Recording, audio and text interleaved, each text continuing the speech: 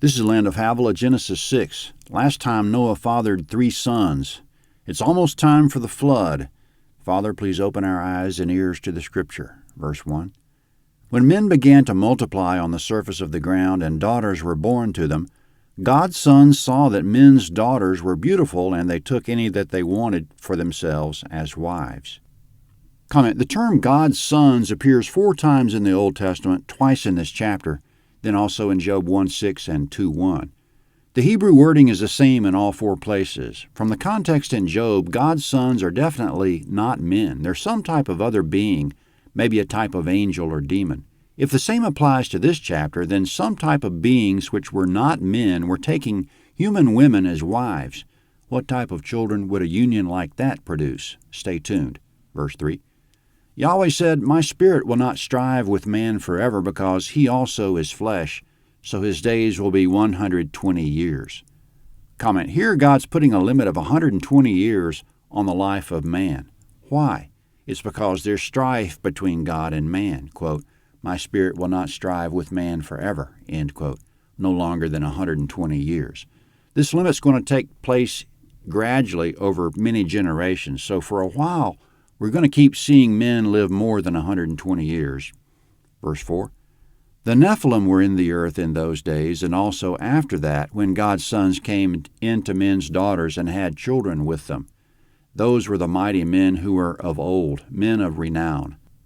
Comment: the union of God's sons and men's daughters created a race called Nephilim. The Nephilim were, quote, the mighty men of old, end quote. In verse 4, the Nephilim were on the earth, quote, in those days and also after that, end quote. Unlike the sons of God that fathered them, the Nephilim were on the earth. We might assume confined to the earth. They were on the earth before the flood and after, it says, so they must have been destroyed in the flood, but then there must have been more born on the earth after that. According to Numbers 13:33, the Nephilim's descendants were of great physical stature. So other than being very large and being descended from the sons of God and being on the earth before and after the flood, that's about all we know about the Nephilim and their descendants, the mighty men of old, as verse 4 calls them. Verse 5. Yahweh saw that the wickedness of man was great in the earth, and that every imagination of the thoughts of man's heart was continually only evil. Comment: God can hardly find a single righteous person who's seeking after him.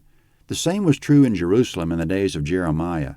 In Jeremiah 5:1, God said, "Run through all the streets of Jerusalem, look everywhere you can, and see if you can find one person who does justly, who seeks truth." It was such a wicked time that Israel, the supposed people of God, were burning their children to death and sacrificed to the false god Molech. In response, God brought near total destruction on them. So God's patience may continue for years and centuries, but at some point he brings justice. He might even destroy entire nations and put a stop to evil that's being perpetuated from one generation to the next, evil which otherwise wouldn't end. Verse 6. Yahweh was sorry that he had made man on the earth, and it grieved him in his heart. Comment: God was sorrowful, grieving over the fact that men were only evil continually. Men are rejecting him and rejecting their fellow man. Christ was familiar with grief. Isaiah 53:3, quote, "He was despised and forsaken of men, a man of sorrows and acquainted with grief," end quote. During the time of Noah, it was the same thing, rejection of God and of man. As a result, in verse 6, Yahweh was sorry that he had made man on the earth, and it grieved him in his heart. Verse 7, Yahweh said, "I will destroy man whom I have created from the surface of the ground, man along with animals, creeping things, and birds of the sky, for I am sorry that I have made them." But Noah found favor in Yahweh's eyes.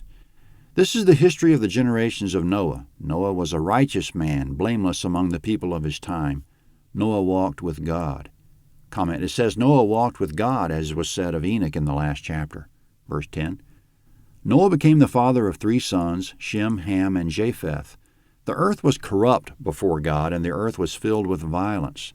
God saw the earth and saw that it was corrupt, for all flesh had corrupted their way on the earth. God said to Noah, "I will bring an end to all flesh, for the earth is filled with violence through them. Behold, I will destroy them and the earth." Comment: so what were the reasons for the coming destruction? In verse 5, men were wicked and continually evil. In verse 11, they were corrupt and violent. so he's going to bring worldwide destruction. This is going to happen again in the future, according to Luke 17:20 through 37.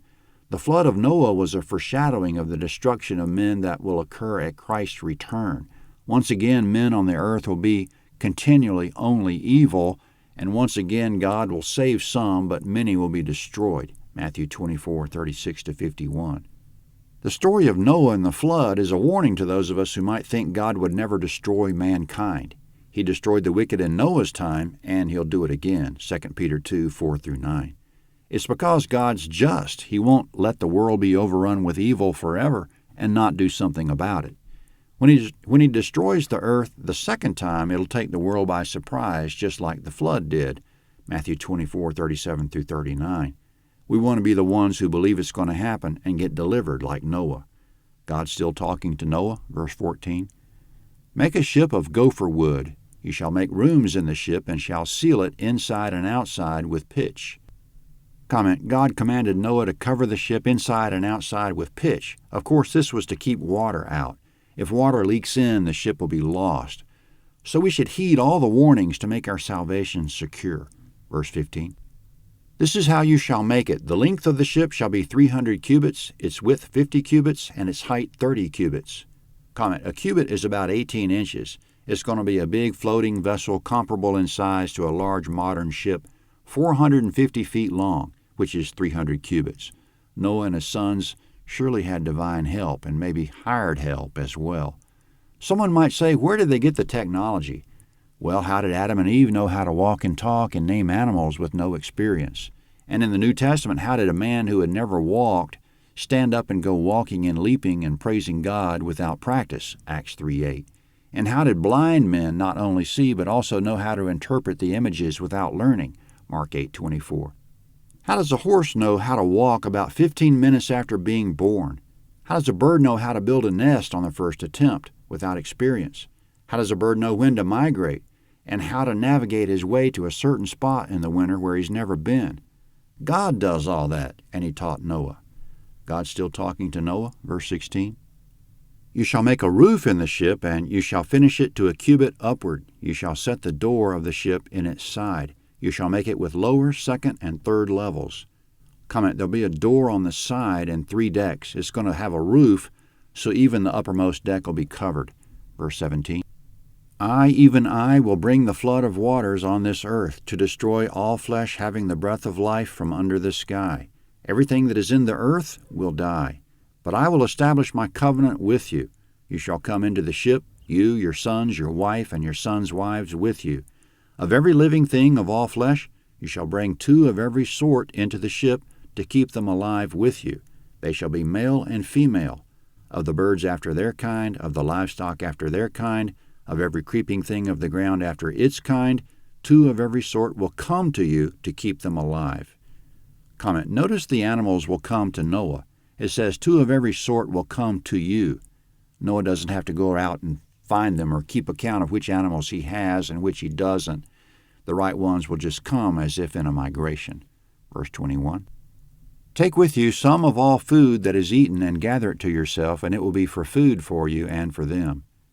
Comment, now someone might say, how did all those animals and their food fit on the ark? As pointed out by Answers in Genesis, an organization that studies these things, God didn't say the animals had to be grown, they could be small juveniles. Second, on the ark, there was no need to take sea creatures, as implied in verse 20.